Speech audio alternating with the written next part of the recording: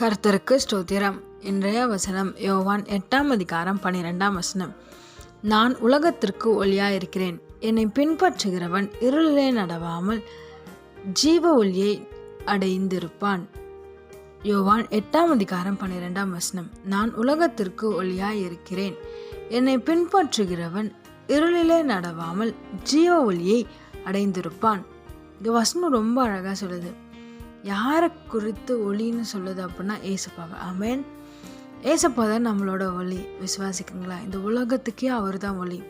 அது மட்டும் இல்லாமல் ஏசப்பாவை பின்பற்றுறவங்க, ஏசப்பாவை நம்பி நடக்கிறவங்க, ஏசப்பாவை இருதயத்தில் ஏற்றுக்கொண்டவங்க எப்படி இருக்காங்க அப்படின்னா இருளில் நடக்க மாட்டாங்க.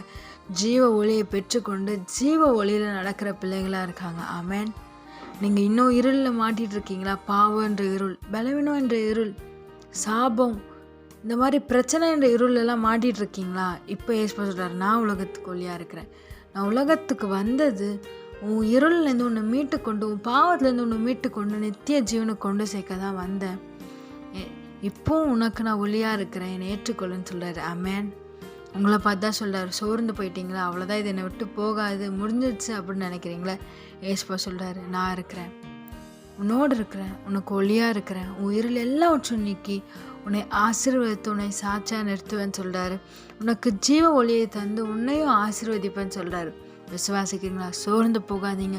ஏசப்பா உங்கள் கூட இருந்து உங்களை நிச்சயமாக ஆசீர்வதித்து உயர்த்துவார். ஆமேன்.